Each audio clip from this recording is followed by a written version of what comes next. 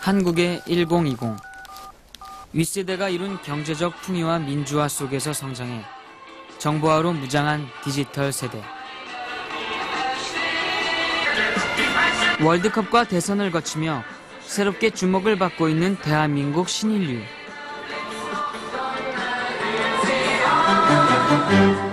하지만 지나치게 가볍고 개인주의적이라는 지적을 받고 있다.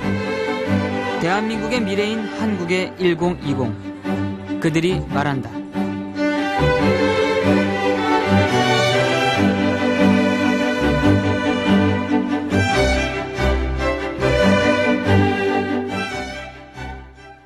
그 PC 통신 있잖아요. 그건 돼가지고 그때 한참 드디어 지난 3월 초 8명의 1020이 모였다. 평소에 아버지 설득해본 적은 없어요? 저요? 저는 근데 아버지가 너무 논리정연하게 설명을 하시니까 아직도 지난 대선은 화제였다. 친구들이 또 막 얘기를 하면은 또 아니, 어머니가 교회 다니시는데 그 교회 다니는 제 이제 어머니가 친구들 있잖아요. 친구들끼리 얘기를 했대요. 투표 날 애 못 나가게 잡아라. 그러니까요. 애 못 나게 잡아라. 얘네들 지금 애 못 나게 잡아라. 의견 물어봐서 틀리면 잡고 아니면 같이 데리고 가라. 전날 이제 밤 새가지고서는 이제 몇 시까지 꼭 깨워주세요 이렇게 얘기를 했는데 부모님이 안 깨워주신 거예요. 그래가지고 달라서 그래가지고 허둥지둥 일어나가지고 투표하러 가려고서는 그때 한 오후쯤 됐었거든요. 그래서 막 가려고 했더니 어디 가냐고 그래서 저기 작업실 갑니다 그랬더니 너 투표하러 가지. 왔다. 잡혀가지고 한참 신랑이 또 버리다가 결국 이제 투표를 했었고요. 그렇게 해가지고. 이제 자기가 지지한 후보를 찍지 않을 경우 자식의 용돈을 끊어라. 그럼 자식은 투표를 안 할 것이다. 이라는 얘기가 돌았어요, 진짜로. 실제로 돌아서 막 수많은 20대를 충격받았고, 이제 그거에 반응했었던 이제 또 30, 40대들이 이랬죠. 자기가 지지하지 않는 후보를 찍지 않는 부모님한테는 용돈을 끊어라. 그러니까 이번 선거를 통해서 정말 세대의 대결이라는 게 확실하게 차이가 나기 시작한 거죠. 그렇죠. 대결의 무기가 용돈이죠. 그러니까 등록금을 안 준다고 협박을 하든가 용돈을 끊어라. 너 내가 주는 용돈. 정말 붕괴하셨어요. 엄마랑 다 같이 들어보면 최근 사회적으로 이슈가 되고 있는 세대 간의 갈등.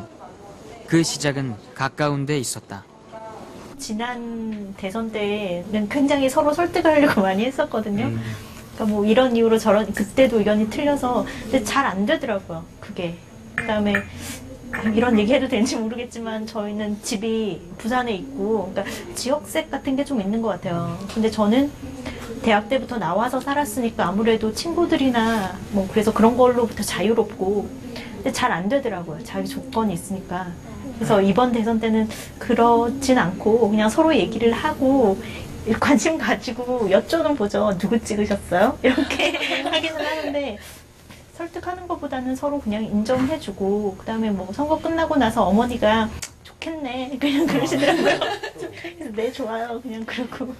예전에는 부모와 자식 간의 의견이 다르면 서로 누군가 한쪽에서 설득을 하려고 하는 게 있었는 것 같은데, 요즘은 설득보다는 서로 의견을 공유를 하되 설득보다는 그냥 서로를 인정해주는 쪽인 것 같아요. 저희도 보면은 물론 부모님은 저한테 부모님 의견을 말하고 저도 부모님한테 제 의견을 말하지만 누가 한쪽이 윈하고 지고 뭐 이런 게 아니라 그냥 서로 의견을 말하고 그래도 뭐 합의 안 되면 서로 인정해주는 분위기.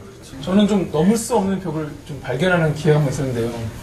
제가 오늘 유권자도 해서 좀 이렇게 얘기할 게 좀 많은데, 여기에 있어서는 제가 종로 선거에서 한번 나가갖고 친구들이랑 이렇게 막 대학생들이 투표하자는 퍼포먼스 연극 같은 거 하고 희망트리 만들어서 새 대통령이 생기면 이렇게 됐으면 좋겠습니다. 이렇게 해서 막 희망트리 쓱 달고 저희 막 퍼포먼스 하고 이렇게 전단지 나누면서 뭐 20, 30대 중심으로 투표 나눴는데, 갑자기 이 50대도 아니고 60대 할아버지 오셔갖고 너희 지금 뭐 하는 거냐고.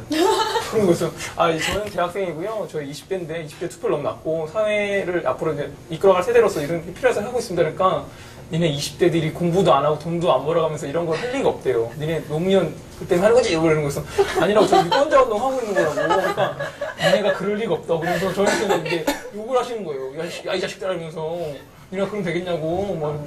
대선에 누가 되었으면 좋겠는지, 어떤 정치가 되었으면 좋겠는지. 이렇게 사진 붙이기 할 때는 뭔가 목적이 있을 거다 그 말이. 나는 그래서 돈 벌려고 하는 거냐, 누구 선거운동이냐, 그걸 묻는 거냐. 네, 저희는 선거운동을 하는 게 아니고요. 20대들이 너무 투표를 안 하니까 그러니까 어르신들은 투표를 다 하시는데 저희 20대들은 투표를 너무 안 하거든요.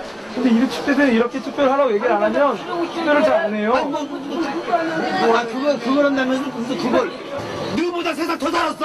알고 있습니다. 저 사실은. 근데 사실은 저희도 미국은 6.25 때 와서 단구 구원해가지고 봉도 그다음 보상한다고 해서 미국은 미워오지 말라고 말이야. 근데 이거 진짜 대화도 아니고 어떻게 할 수가 없더라고요. 그래서 저희가 그때 SBS 촬영하고 있었는데 그냥 접고서 갔거든요. 근데 그냥 저희는 갔는데 가면서 보니까 50명 있던 할아버지가 거의 100명이 다 돼갖고 자기들끼리 삼삼 오고 짝을 이루셔갖고 뭐 노무현이 어땠네, 6.25가 어땠네, 이놈 자식들 막 이놈 자식들 막 이러면서 이런 얘기를 하니까 전쟁 경험이라는 거, 세대 경험이라는 게 정말 그냥 단순히 차이가 있다. 그냥 인정, 설득 이게 아니라 이걸 어떻게 우리가 좀 넘어야 할 것인가라는 생각이 진짜 들더라고요.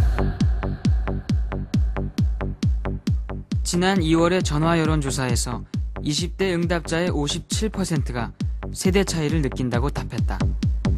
윗세대들도 60% 이상이 세대 차이를 느낀다고 답했다.